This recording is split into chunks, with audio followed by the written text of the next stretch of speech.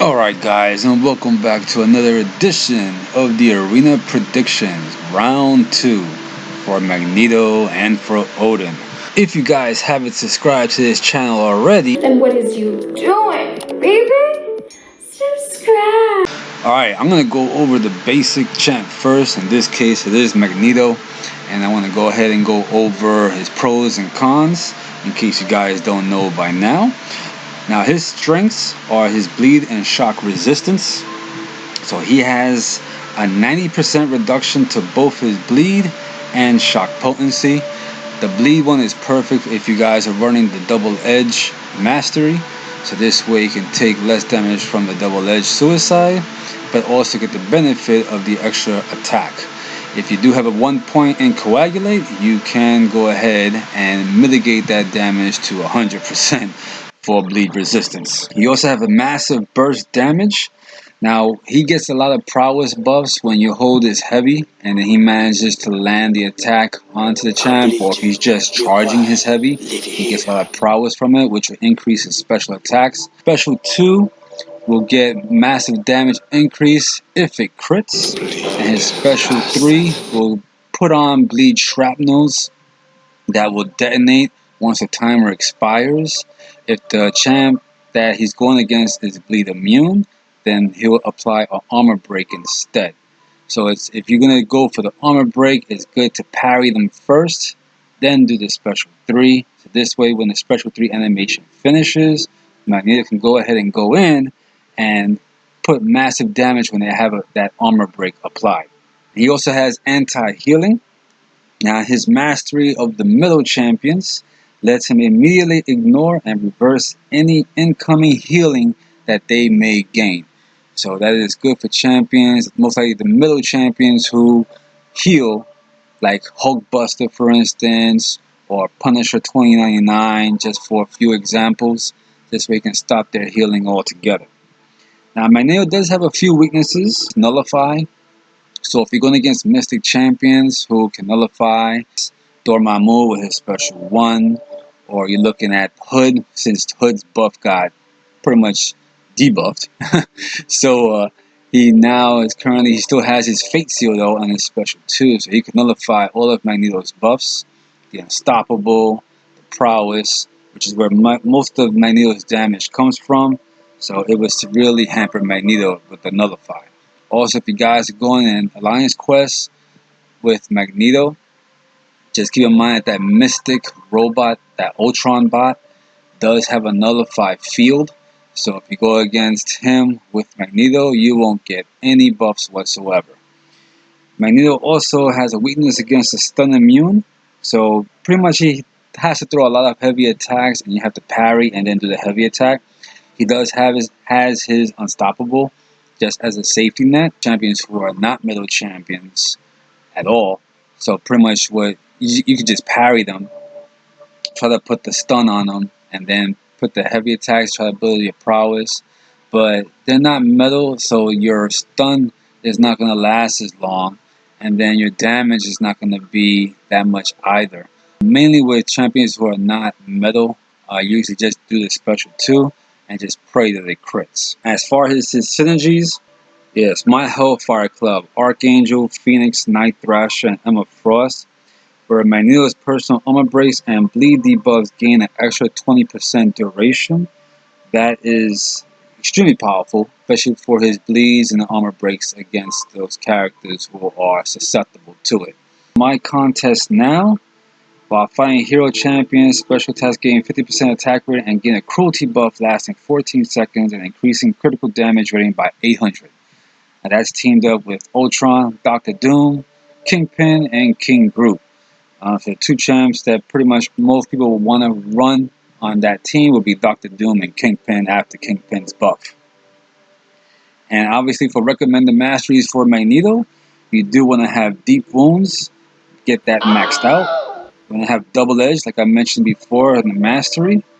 And you also have at least coagulate. Since he has that extra 90% reduction to bleed damage, add an extra 10% to totally ignore any bleed damage when you have 1 point in coagulate. Very powerful masteries, and definitely will make Magneto an extremely strong champion. That's where you guys have him, even though he's going to be basic just for a 4-star.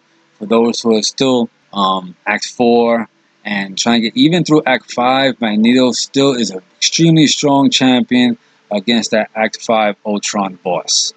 Now I'm going to go ahead and move on to Odin for Odin's pros and cons, or his strengths and weaknesses. Now his strengths, he's a giant slayer, so his primary damage source is direct damage that scales with his opponent's max health. This gives him a much easier time against tanky opponents with large health stats. And then he also has a buff variety. So he'll come across many unique buffs for him and his allies which can last for the entire fight.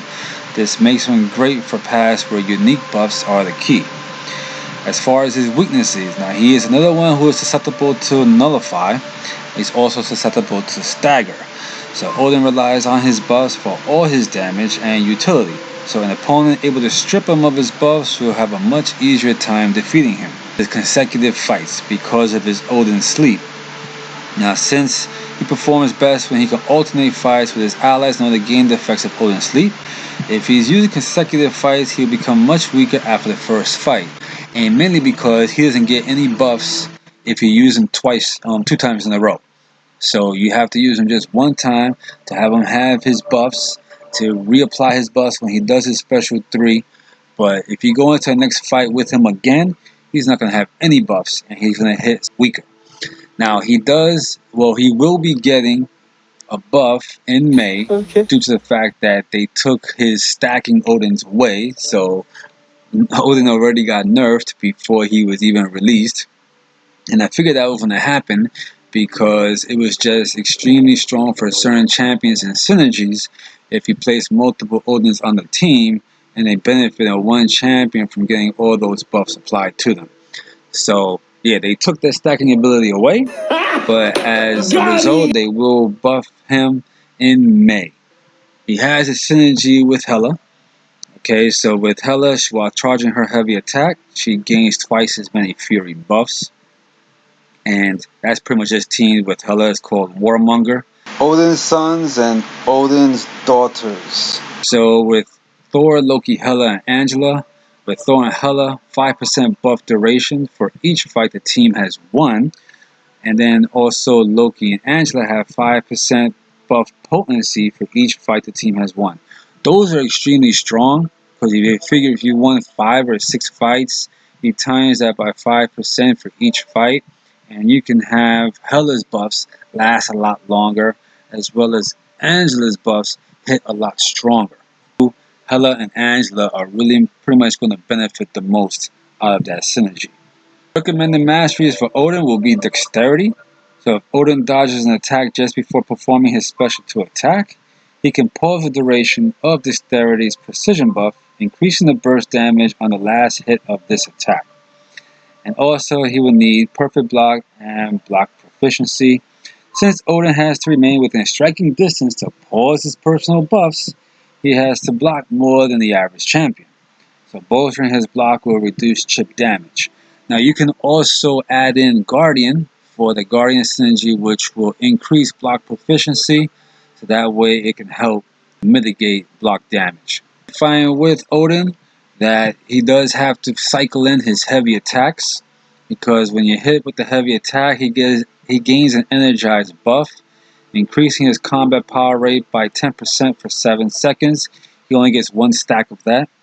When he has Odin Force, he gains an energized buff for each of Odin's unique buffs, increasing power or combat power rate by 5% for 7 seconds, and he can get a max of 5 stacks for that. Odin is very good as far as his buffs are concerned, but you can't use him in every single fight. You will have to alternate him between your other champions due to that Odin sleep.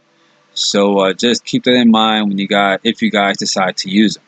Alright guys, as far as the arena cutoff for round 1, 4-star Odin went for 11.6 million.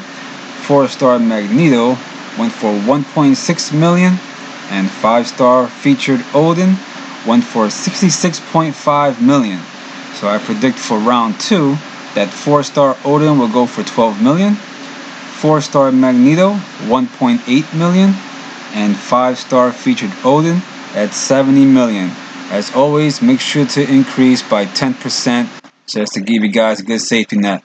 If you found this video very informative, give it a like, comment, and share with your friends. And I'll see you guys in the next arena prediction video.